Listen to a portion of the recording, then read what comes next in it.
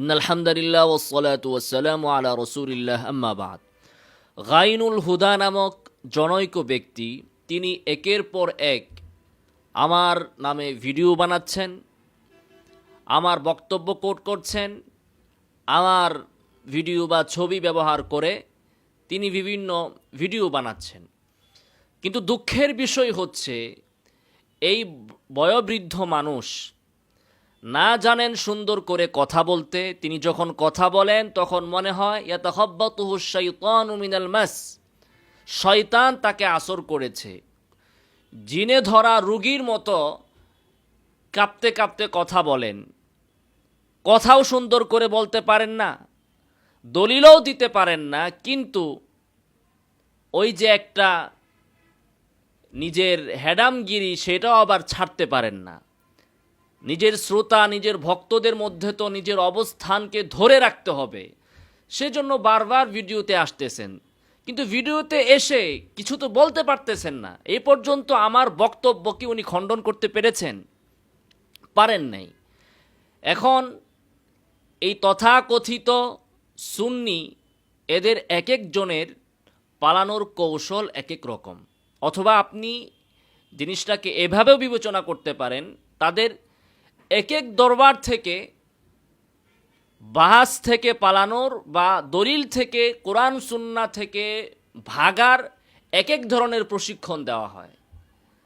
তো এই আইনুল হুদা যে পদ্ধতিটা অ্যাপ্লাই করেছেন, তিনি প্রথম দিনেই যে রাসূল সাল্লাল্লাহু আলাইহি ওয়াসাল্লাম তিনি মানব হওয়ার দিক থেকে মক্কার কাফেরদের মতো কিনা, আবু জাহালের মতো কিনা, মানুষ জিনসিয়াতের দিক থেকে রাসূল সাল্লাল্লাহু আলাইহি ওয়াসাল্লাম আর আবু জাহেলের মধ্যে বা অন্য কাফেরদের মধ্যে কোনো পার্থক্য আছে কিনা, এমন কিনা যে রাসূল সাল্লাল্লাহু আলাইহি ওয়াসাল্লাম এক জিনিসের তৈরি, আবু জাহেল মক্কার কাফের আরেক জিনিসের তৈরি।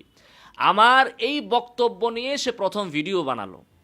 তো ওই ভিডিওতে তিনি প্রথমেই যে কৌশলটা করলেন, উনি ওই ভিডিওতে এসে কোনো দলিল টলিল কিচ্ছু দিতে পারলেন না। একটা হাদিস বললেন, যে হাদিসটা অবশ্যই আমরা মানি এবং সেটাও আমাদের পক্ষের ওই হাদিস, বললেন আমি যদি মুখ বন্ধ না করি বা আমাকে যদি কেউ না থামায়, তাহলে তিনি সামনে থেকে ধারাবাহিকভাবে মিসলে আবু জেহালদের ব্যাপারে ভিডিও দিতে থাকবেন। এই কথা বলে তিনি আমার এই বক্তব্যটার ব্যাপারে ভিডিও করার পরে তিনি একের পর এক ভিডিও বানাচ্ছেন, সেখানে আমার ছবিও দিচ্ছেন, সেখানে আমার বক্তব্য তিনি আনতেছেন, মিসলে আবু জেহেল এটাও তিনি আনতেছেন। কিন্তু বক্তব্য দিচ্ছেন কাদের ব্যাপারে? 200-300 বছর আগে যারা মৃত্যুবরণ করেছেন তাদের খণ্ডিত বক্তব্য নিয়ে, ওই তাদের পূর্বপুরুষরা যেমনিভাবে মাঠ গরম করার চেষ্টা করেছিল, যেমনিভাবে আলা হজরত নামের এক শয়তান, আকবরুশ শায়াতিন, এই ভারতীয় উপমহাদেশে দেওবন্দি ওলামায়ে কেরামের বক্তব্যকে কাটছাঁট করে হারামাইনে যাদেরকে তারা বলে ওয়াহাবি এবং আমাদেরকে বলে তাদের চেলা, এই আমাদের বিষয়ে কাফের ফতোয়া আনার জন্য এরা গিয়া পড়ছে হইল হারামাইনের ইমামদের কাছে। এরা হারামাইন মানে না, এরা হজ উমরা করতে গেলে কাবা আল মুশাররফায় নামাজ পড়ে না, মসজিদুল হারামে নামাজ পড়ে না, এরা নামাজ আদায় করে হচ্ছে এদের হোটেলের ভেতরে, যে বলে মক্কার ইমামদের পেছনে নামাজ হবে না, মদিনার ইমামদের পেছনে নামাজ হবে না। কিন্তু কাফের ফতোয়া আনার জন্য গেল কোথায়? ওদের কাছে। যে থানবী রহমতুল্লাহ আলাই, কাসেম নানতবী রহমতুল্লাহ আলাই, রশিদ আহমদ গাঙ্গুহি রহমতুল্লাহ আলাই তাদের বক্তব্যকে খণ্ডন করে, বিকৃত করে ওই মক্কা মদিনা হারামাইনা শরীফাইনের ইমামদের কাছে গেল ফতোয়া আনার জন্য। তো তারা তো আর উর্দু জানেন না, ওই শয়তানের বক্তব্য শুনে বলে দিলেন যে এরকমটা হইলে এরা কাফের হয়ে গিয়েছে। কিন্তু পরবর্তীতে হকপন্থী দেওবন্দি ওলামায়ে কেরাম সেখানে যেয়ে তাদের সাথে কথা বললেন, বুঝালেন আমরা কি বলেছি আর সে কি করছে। তখন তারা তাদের ফতোয়ার জন্য অনুতপ্ত হলেন এবং তারা দেওবন্দি ওলামায়ে কেরামের হক্কানিয়তের পক্ষে বলিষ্ঠ ভাষায় তারা ফতোয়া প্রদান করলেন। তো ওই সকল পুরাণ পেচাল পুরান ধোঁকাবাজি, পুরান তেলিসমতি এই গাইনুল হুদা সাহেব আবার নিয়ে বসেছেন। ওই পুরান তেলিসমতি, পুরান জাদু দেখানোর জন্য তিনি আবার বসেছেন। কিন্তু ওনার জানা উচিত আজ থেকে 200 বছর আগের পৃথিবী আর বর্তমান ডিজিটাল যুগ কিন্তু এক না।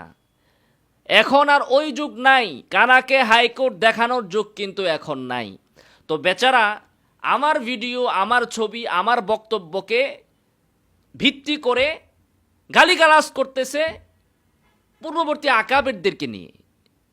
তাহলে আমার ভিডিও কেন আনতেছেন? আমার ভিডিও খণ্ডন করার হিম্মতে আপনার নাই, আপনি আবার ধরছেন যে আমাদের আকাবিরদেরকে। আর সেম কাহিনী যেমনিভাবে বর্তমান যুগের বেদাতিরা আমার বক্তব্যকে কাটসাট করে, বিকৃত করে, উদ্দেশ্য প্রণোদিতভাবে খণ্ডিত আকারে প্রচার করে আমাকে কাফের, সাফের, বাহের কত কিছু বলা শুরু করছে। আমাদের আকাবিরদের ব্যাপারেও তারা সেম কাজই করেছে। তো এর দ্বারা আমি গর্বিত, আলহামদুলিল্লাহ।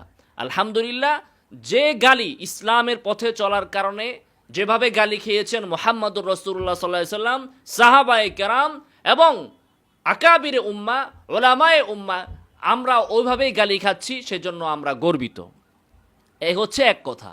দ্বিতীয় বিষয় হচ্ছে আমাদের অনেক শুভাকাঙ্ক্ষী তারা বলতেছেন এই কথা, বা তারাও এটা আমাকে বলতেছেন যে ভাই আপনি রাসূল সাল্লাল্লাহু আলাইহি ওয়াসাল্লাম আর মক্কার কাফের আর আবু জাহাল, আবু লাহাব কোনো তফাৎ নাই জিনসিয়াতের দিক থেকে, মানুষ হওয়ার দিক থেকে। অর্থাৎ মানুষের গঠন, মানুষের সুরত, মানুষের জন্ম যেভাবে সমস্ত নবী, সমস্ত ওলি একই পদ্ধতিতে, শুধুমাত্র আদম আলাইহিস সালাম, হাওয়া এবং ঈসা আলাইহিস সালাতু ওয়াস সালাম এই তিনজনকে ব্যতিক্রম ধরলে বাকি সবাই একই পদ্ধতির মানুষ। হ্যাঁ, ফজিলতের দিক থেকে, শ্রেষ্ঠত্বের দিক থেকে, রিসালাতের বৈশিষ্ট্যের দিক থেকে অবশ্যই ভিন্নতা আছে। তো অনেকেই শুভাকাঙ্ক্ষীরা আমাকে বলতেছেন যে বিষয় ঠিক আছে, কথা ঠিক আছে, এই কথা তো আমি বলি নাই, এটা কোরআনে আল্লাহ তাআলা বলেছেন, এটা মুফাসসিররা তাদের তাফসীরে বলেছেন, আমি শুধু উদ্ধৃত করেছি, অনুবাদ করেছি। এখন তারা বলতেছেন যে সব কিছু ঠিক আছে, আল্লাহ বলেছেন, মুফাসসিররা বলেছেন, তাফসীরে আছে, কথা সত্য, কিন্তু এইভাবে বলাটা অনুচিত। মানে এভাবে বলা যে মুহাম্মদ সাল্লাল্লাহু আলাইহি সাল্লাম আবু জাহেলের মতো, এইটা এভাবে না বলাটা উত্তম। তারা যুক্তি দেখাচ্ছেন যে দেখুন যে আল্লাহ সুবহানাহু ওয়া তাআলা জিবরিলেরও স্রষ্টা, আবার খিনজিরেরও স্রষ্টা, কালবেরও স্রষ্টা। কুকুর শুকুরকেও আল্লাহ সৃষ্টি করেছেন, জিবরিলকেও আল্লাহ সৃষ্টি করেছেন। এখন কেউ যদি সারাদিন জিকির করে, হে কুকুরের রব, হে শুকুরের রব, আমারে মাফ করে দেন, তাহলে এটা আল্লাহর এহানত হবে। এজন্যই রাসূল সাল্লাল্লাহু আলাইহি ওয়াসাল্লাম হাদিসে বলেছেন, আল্লাহুম্মা রাব্বা জিবরিল ওয়া মিকাইল ফাতিরাস সামাওয়াতি ওয়াল আরদ, হে জিবরাইলের রব, হে মিকাইলের রব। তাহলে রাসূল এভাবে বলেন নাই হে কুকুরের রব, হে শুকুরের রব, হে মশার রব, হে মাছির রব, এভাবে বলেন নাই। অতএব কথা সত্য হলেও এভাবে বলতে নাই, তা আদবের খেলাফ বলতেছেন কেউ কেউ। তো তারা বলতেছেন যে যেমনিভাবে কথা বলা উচিত না যে আল্লাহ কুকুরের রব, শুকুরের রব, বরং আল্লাহর যে শ্রেষ্ঠ সৃষ্টিগুলো আছে সেগুলোর দিকে সম্পৃক্ত করে বলা উচিত। তেমনিভাবে এই কথাটাও যে রাসূলুল্লাহ সাল্লাল্লাহু আলাইহি ওয়াসাল্লাম আবু জাহেলের মতো সৃষ্টির দিক থেকে সত্য হলেও বলা অনুচিত, কেউ কেউ বলতেছেন। তো আমিও এই কথার সাথে সম্পূর্ণ একমত। কিন্তু বিষয় হচ্ছে আমি তো বৈশা বৈশা জিকির করি নাই যে হে শুকুরের রব, হে কুকুরের রব, হে মশার রব, হে মাছির রব, আমি তো জিকির করি নাই। প্রসঙ্গ তো ওইটা নয়। আমি তো আল্লাহকে যখন ডাকবো তখন ইয়া রব্বা জিবরিল মিকাইল বলেই ডাকবো, ইয়া রব্বা জিবরিল, ইয়া রব্বা মিকাইল।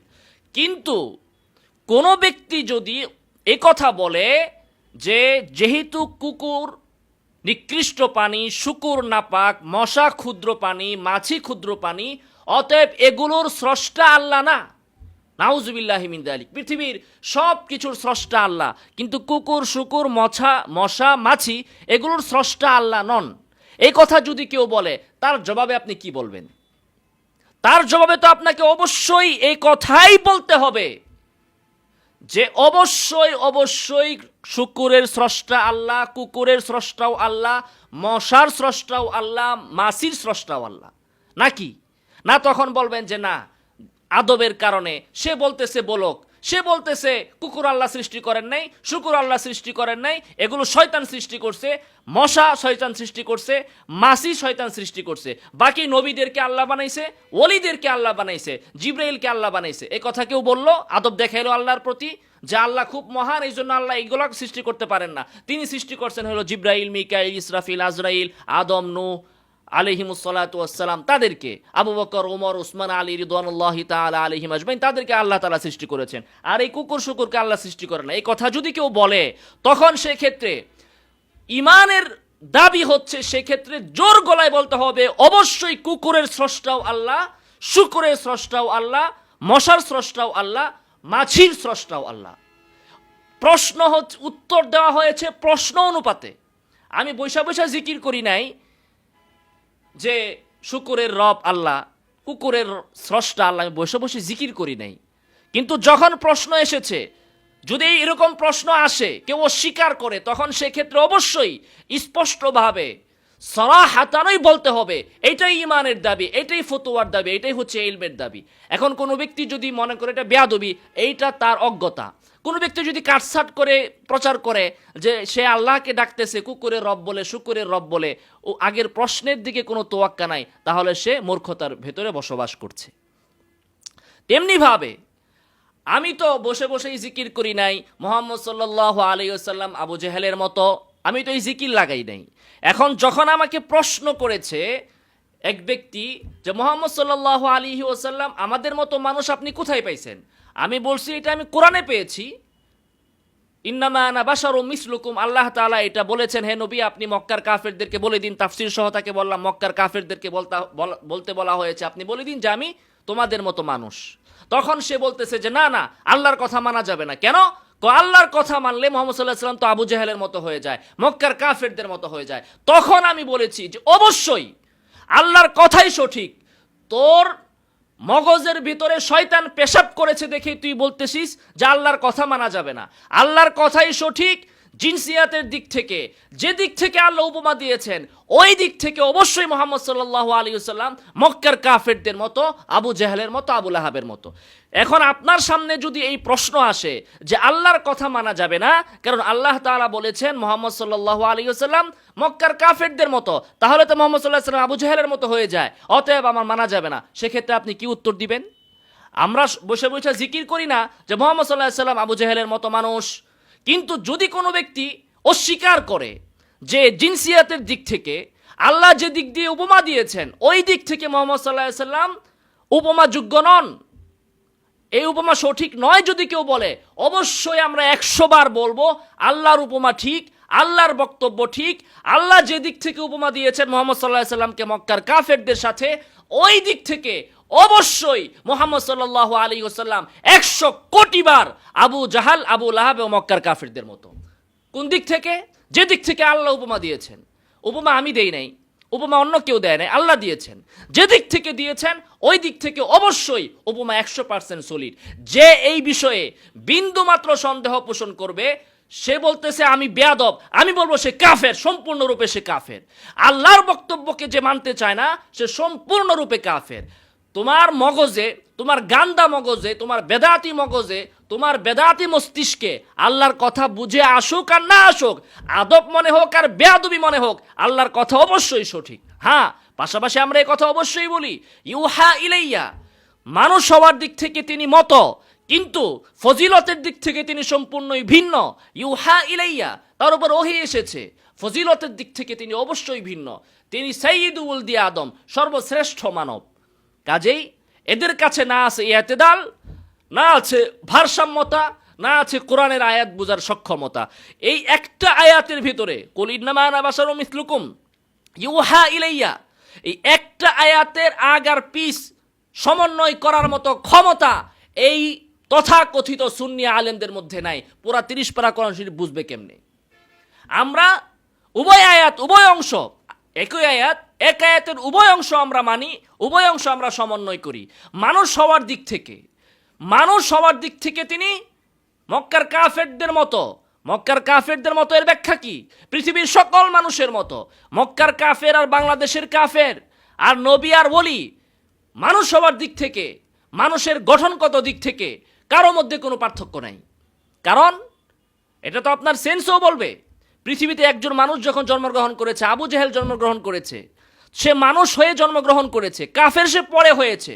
কুল্লু মাউলুদিন ইউলাদু আলাল ফিতরা ফাবাওয়াহু ইউহাউইদানিহি আও ইউনাসসিরানিহি আও ইউমাজ্জিসানিহি। প্রত্যেকটা মানুষ মুমিন হয়ে জন্মগ্রহণ করে, এরপরে তার পরিবেশ, তার পিতা মাতা তাকে কাফের বানায়। তো আবু জেহেল তো পৃথিবীতে আবু জেহেল হয়ে আসে নাই, সে তো মুমিন হয়ে আসছিল। যখন সে পৃথিবীতে আসছে তখনই তো সে মানুষ। তো মানুষ হওয়ার দিক থেকে তো সবাই সমান, কাফের তো সে পরে হয়েছে। তাহলে কাফের হওয়া এইটা তো মানুষের গঠনগত বিষয় নয়। মানুষের রক্ত মাংস তো কাফের আর মুশরিক দিয়ে গঠিত হয় নাই, মুসলিম আর মুমিন দিয়ে তো রক্ত মাংস গঠিত হয় নাই। মানুষের দেহ, রক্ত, মাংস, এদিক থেকে পৃথিবীর সকল মানুষ সমান। পার্থক্য হবে তার ইমানের, তার রিসালাতের, তার উইলায়েতের, এগুলোর কারণে তাদের ফজিলতের মধ্যে পার্থক্য হবে। তো যে জায়গায় পার্থক্য, অবশ্যই আমরা সেই জায়গায় পার্থক্য করি।